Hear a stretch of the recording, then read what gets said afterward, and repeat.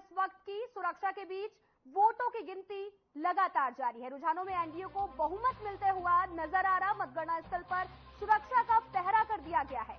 मतगणना स्थल के पास धारा 144 भी लागू है। सुरक्षा के बीच लगातार वोटों की गिनती जारी है।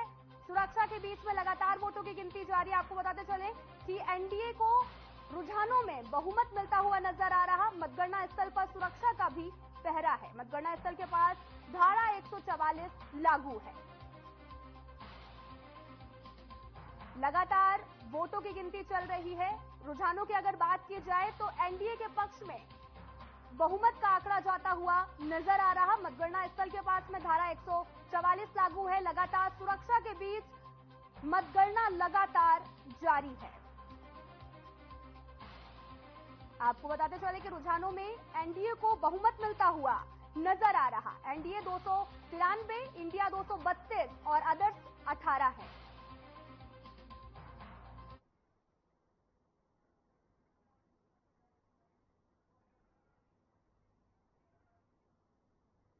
तो वाराणसी में यूपी से आपको बताते चले कि यूपी की अगर बात की जाए तो नरेंद्र मोदी बीजेपी से जीत गए हैं। दरअसल वाराणसी में प्रधानमंत्री नरेंद्र मोदी की जीत हुई। अगर बात की जाए गांधीनगर की तो गांधीनगर में अमित शाह बीजेपी से जीते हैं। भारी बहुमत से गांधीनगर से अमित शाह ने जीत दर्ज की है। रायबरेली से अगर बात की जाए तो राहुल गांधी ने कांग्रेस से जीत दर्ज की है। आपको बताते चले कि भारी आंकड़ों के साथ में रायबरेली से जीते हैं। अगर बात की जाए हरियाणा की तो हरियाणा से करनाल की अगर बात की जाए तो मनोहर लाल ने जीत दर्ज की है। हरियाणा से सिरसा की अगर बात की जाए तो कुमारी शैलजा ने कांग्रेस से जीत दर्ज की है। दरअसल कांग्रेस प्रत्याशी रही है सिरसा और जिसके बाद में सिरसा से उन्होंने जीत भी दर्ज की है। आपको बताते चलें कि सिरसा से कुमारी शैलजा ने जीत दर्ज की है। तो वहीं अगर बात की जाए गांधीनगर से तो गांधीनगर से अमित शाह ने जीत दर्ज की है और सिरसा की अगर बात की जाए तो कुमारी शैलजा ने जीत दर्ज की है। हरियाणा में लोकसभा चुनावों के लिए सीटों की मतगणना लगातार जारी है। करनाल सीट से बीजेपी उम्मीदवार पूर्व सीएम मनोहर लाल खट्टर ने जीत दर्ज की है।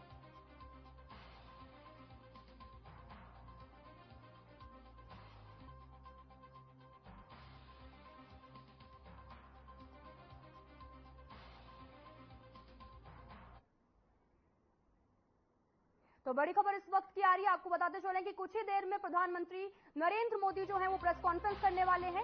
बड़ी खबर इस वक्त की, प्रधानमंत्री नरेंद्र मोदी कुछ ही देर बाद में प्रेस कॉन्फ्रेंस करेंगे। रात 8 बजे प्रेस कॉन्फ्रेंस की जाएगी। जनता और कार्यकर्ताओं को धन्यवाद देंगे और साथ ही लोकसभा चुनाव के नतीजों को लेकर भी बोल सकते हैं। आपको बताते चले कि बड़ी खबर इस वक्त की टीवी स्क्रीन पर, प्रधानमंत्री नरेंद्र मोदी पीसी करेंगे और रात 8 बजे ये प्रेस कॉन्फ्रेंस को संबोधित भी करेंगे। जनता और कार्यकर्ताओं को बधाई भी देंगे। लोकसभा चुनाव के नतीजों को लेकर ये बधाई देने के लिए प्रेस कॉन्फ्रेंस आयोजित की गई है। आपको बताते चलें कि प्रधानमंत्री नरेंद्र मोदी प्रेस कॉन्फ्रेंस करने वाले हैं।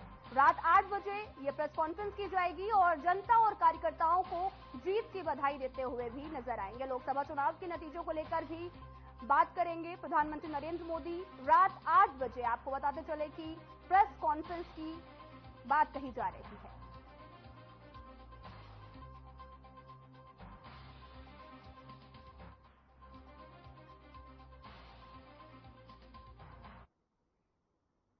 तो मनोहर लाल क्या कुछ कह रहे हैं, आपको भी सुनाते हैं।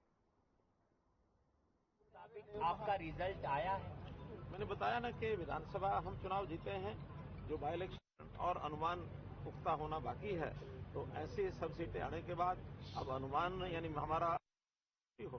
कारण क्या समझ रहे हैं जी? क्लेम सब अपनी अपनी पार्टियां सब करती हैं और उसमें जो सीटें गई भी हैं, 2 सीटें तो बड़े मार्जिन से गई हैं, उसको मैं स्वीकार करता हूँ, वो हार है।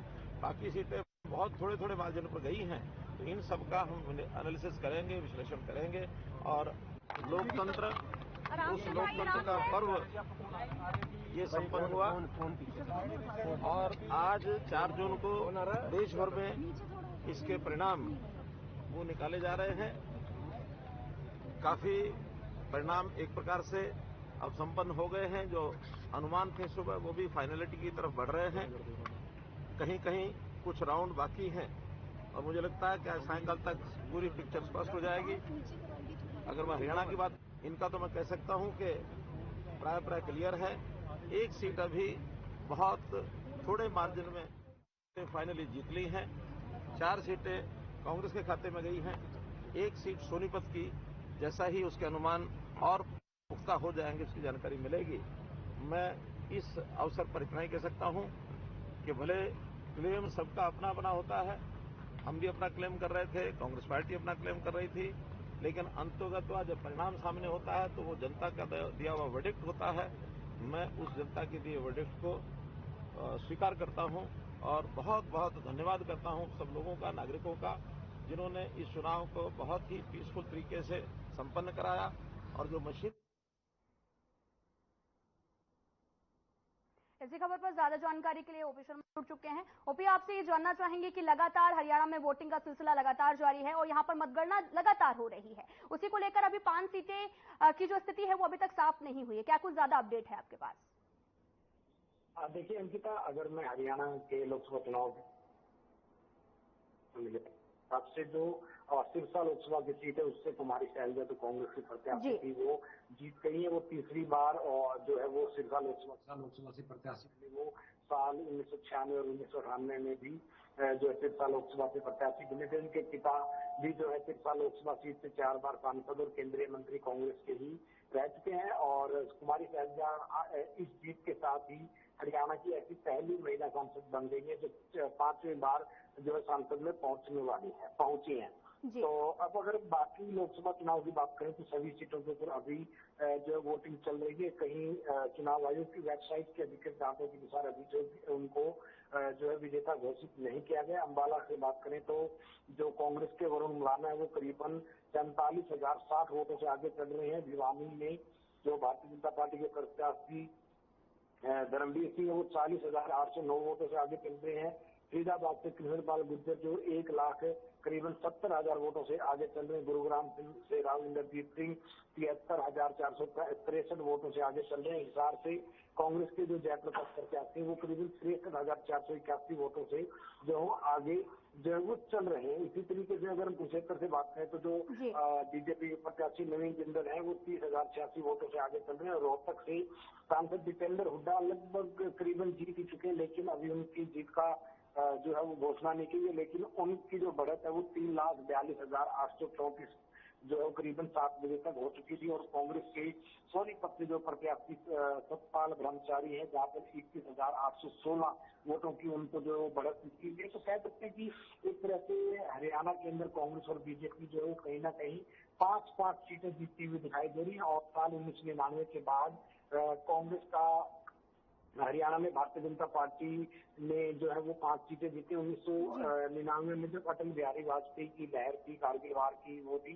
तो 1999 के चुनाव में भारतीय जनता पार्टी ने 5 सीटें जीती थी और 5 सीटें उसकी गठबंधन की सहयोगी के नेशनल लोकदल ने जीती थी। इसके बाद अगर हम 2005 और 2009 की बात करें तो इनकी जो है वो 2005 के चुनाव में 1 सीट आई थी और 2009 के चुनाव में हरियाणा में बीजेपी का कोई खाता नहीं खुला था। 2014 में इन्होंने भारतीय जनता पार्टी ने हरियाणा की 10 में से 7 सीट और 2019 में जो है सभी जो है 10 की 10 सीटें इन्होंने जीती थी। लेकिन इस बार कहीं ना कहीं आंकड़ा जो है 5 का होता जा रहा है। तो अब भारतीय जनता पार्टी को कहीं ना कहीं एलाइज करना पड़ेगा। शायद जो मुद्दे कांग्रेस ने लोकसभा चुनाव के दौरान राष्ट्रीय स्तर पर उठाए या भारतीय जनता पार्टी ने उठाए वो कहीं ना कहीं जो है वो लोगों के बीच में जरूर पहुंचे हैं। और उसके चलते ही ये जो एक डिस्क्रिटली एक मैंडेट आया है, मतलब भारतीय जनता पार्टी की अगर व्यक्तिगत तौर पर बात करें तो 240 के आसपास सीटें उनको मिली है। पूर्ण बहुमत तो उनको भी नहीं मिला, जैसे पिछली बार 303 आए थे।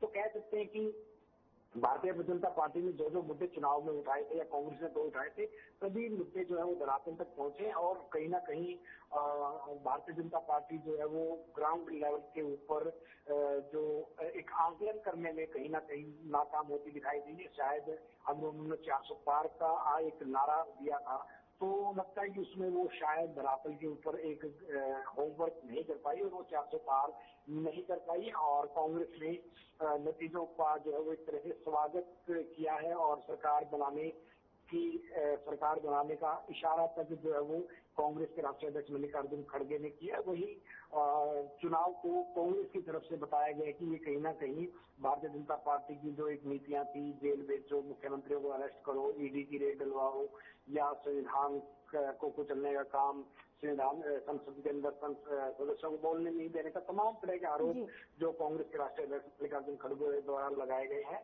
तो अब देखना है कि भारतीय जनता पार्टी की और एनडीए की जीत के ऊपर जो प्रधानमंत्री नरेंद्र मोदी भारतीय जनता पार्टी के कार्यालय दिल्ली में पहुंचेंगे, राष्ट्रीय कार्यालय में पहुंचेंगे, तो वो किस तरीके से इन चुनाव को अपने सामने पेश करते हैं, ये देखने वाली बहुत बात होगी। जी अंकिता। जी ओपी, आपसे ये भी जानना चाहेंगे कि जिस तरीके से प्रधानमंत्री नरेंद्र मोदी ने 400 पार का नारा दिया था, लेकिन अगर 2019 की बात की जाए तो यहाँ पर 10 की 10 सीटें बीजेपी के खाते में गई थी, लेकिन अब अभी अगर देखा जाए तो कांग्रेस मजबूत दिख रही है। तो इस नजर से अभी तो बहुमत का जो आंकड़ा है वो भी पार करने वाली है। और साथ ही अगर बात की जाए अभी की, तो क्या वजह रही है हरियाणा में कि 10 की 10 सीटें बीजेपी के खाते में नहीं गई और दोनों में कांटे की जो टक्कर है वो देखने को मिल रही है? ओपी देखिए अंकिता, अब देखिए हार की 100 वजह होती है और जीतने की भी 100 वजह होती है। अब वजहों का एनालिसिस जो है वो दोनों पार्टियां करेगी कि हरियाणा में कांग्रेस भी करेगी कि हमें 5 क्यों मिली और बीजेपी भी करेगी कि हमें 5 क्यों मिली। लेकिन क्या नतीजे निकलते हैं,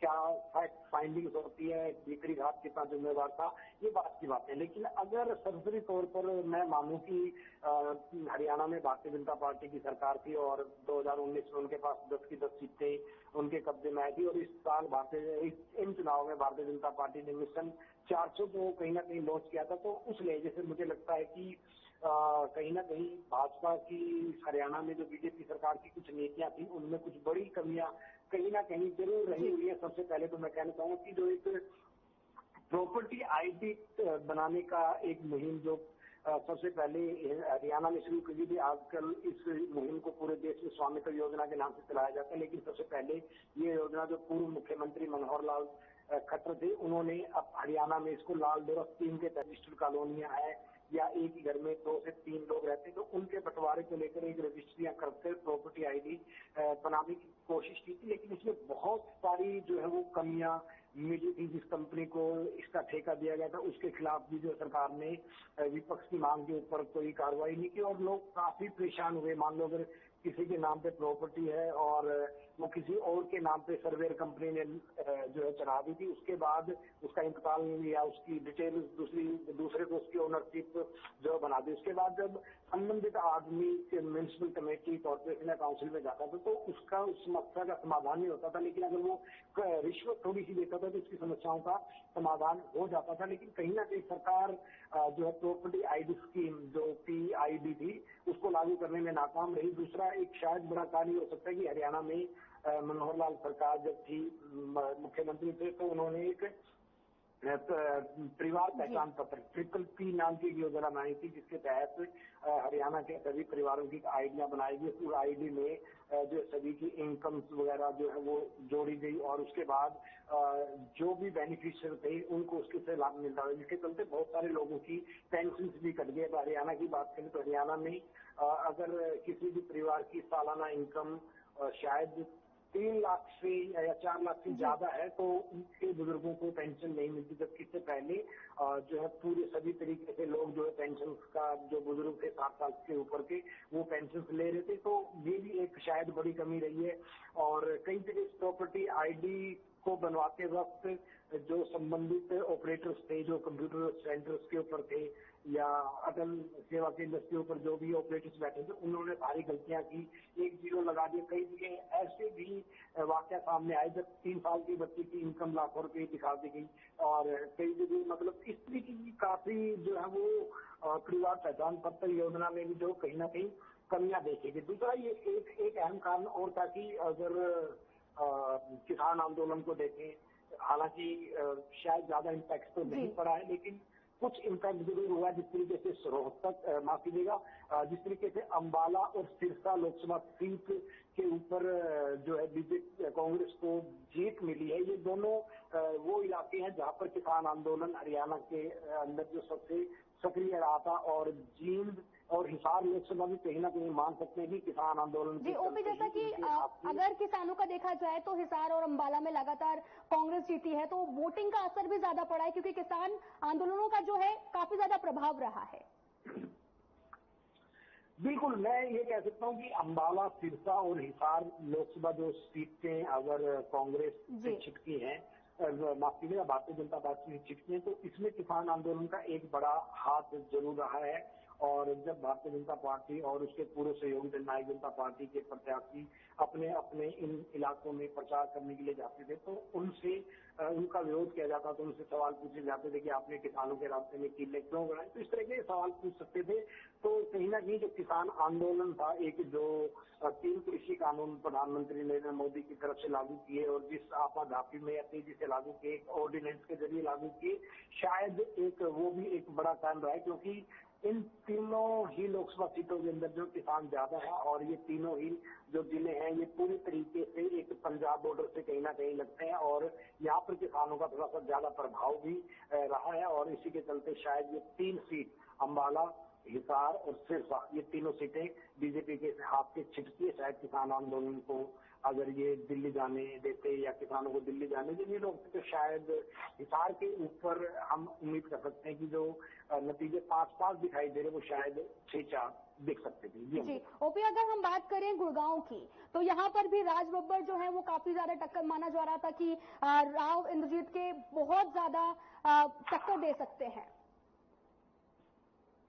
देखिए अंकिता, अगर हम सबसे पहले तो एक बात बता देते हैं कि राव इंद्रजीत सिंह है कौन। राव इंद्रजीत सिंह, अगर आपको ध्यान हो तो हमारे देश के एक महान क्रांतिकारी राव चुलाराम होते थे, और जिन्होंने 18 साल की क्रांति में हिस्सा लिया था, तो ये उनके वंशज हैं। और गुरुग्राम सीट के ऊपर जो ये रेवाड़ी के मुख्य तौर पर रहने वाले थे, और रेवाड़ी में जो इनका घर है वो रामपुरा हाउस है, और इस रामपुरा हाउस की रेवाड़ी और गुरुग्राम के इलाके में इतनी पैठ है कि लोग आज भी इनको जो है पूरे सम्मान के साथ देखते हैं। और जो यादव समाज है वो हरियाणा में कहीं ना कहीं राव इंद्रजीत सिंह को जो है वो एक सम्मान की दृष्टि से देखता है। अगर मैं राव परिवार का थोड़ा अतीत में जाऊं तो राव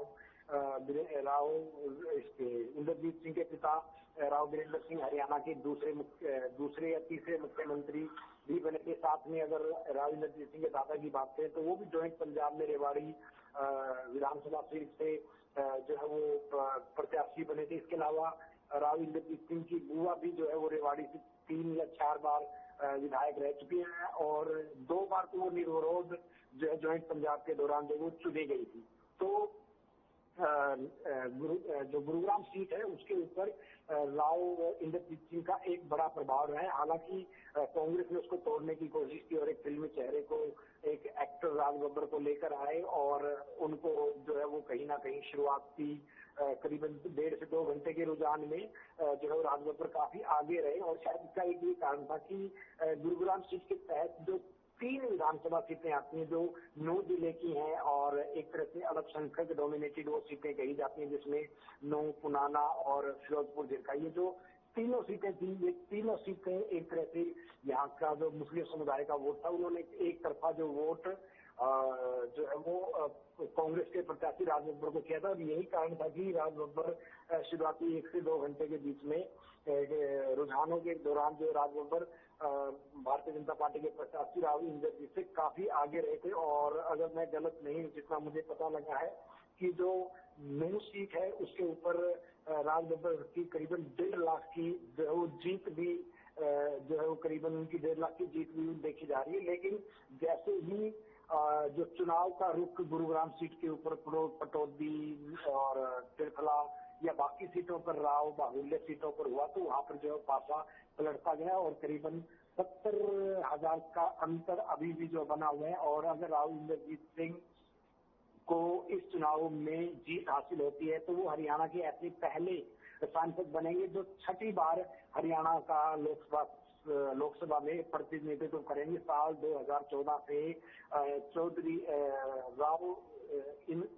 जो ये है इंद्रजीत सिंह, जी। ये साल 2014 से लगातार 4 बार की विधायक बन चुके और 5वीं बार इस बार बनते हुए देखने वाली बात होगी। और 2014 से ये केंद्र की सरकार में जो है मंत्री है। साल 1998 में इन्होंने सबसे पहले चुनाव जो है वो अपना पहला चुनाव गुरुग्राम सीट से लड़ा था। हालांकि 1999 में जब अटल बिहारी वाजपेयी की सरकार बनी थी और कारगिल की लहर में 99 में जब चुनाव हुए तो राघवेंद्र सिंह जो भारतीय जनता पार्टी की सुधा यादव से हार गए थे। तो एक साथ कह सकते हैं कि 5 बार के सांसद हैं और 6ठी बार सांसद बनने की ये कगार पर पहुंच रहे हैं। और ओवरऑल राजबब्बर का हारने का कारण कहीं ना कहीं राव इंद्रजीत सिंह की अपने समुदाय के बीच में एक बड़ी जो एक पैठ है उसको लेकर लोगों के बीच में जो एक सम्मान है। उनके जो रामपुरा हाउस जिसके अंदर कहते हैं कि पूर्व प्रधानमंत्री इंदिरा गांधी भी शक्लों में कांग्रेस पार्टी के लिए समर्थन मांग रहे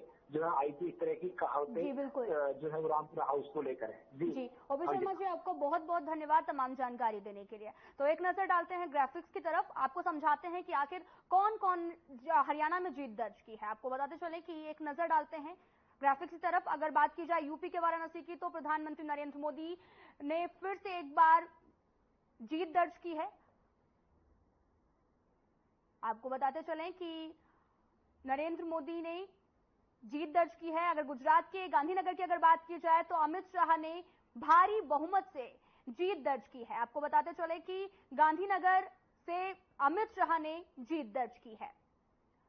अगर रायबरेली की बात की जाए तो वहां से कांग्रेस से प्रत्याशी राहुल गांधी ने जीत दर्ज की है, वो भी भारी बहुमत से उन्होंने जीत दर्ज की है। करनाल, हरियाणा के करनाल की अगर बात की जाए तो यहां पर भी मनोहर लाल ने बीजेपी से जीत दर्ज की है, वो भी भारी बहुमत के साथ। आपको बताते चले कि सिरसा की अगर बात की जाए तो कुमारी शैलजा ने कांग्रेस से जीत दर्ज की है। हरियाणा में लोकसभा चुनाव की सीटों पर मतगणना लगातार जारी है और वहीं करनाल सीट से बीजेपी उम्मीदवार पूर्व सीएम मनोहर लाल खट्टर ने जीत दर्ज की। तो वहीं सिरसा की अगर बात की जाए तो कुमारी शैलजा ने कांग्रेस से जीत दर्ज की है।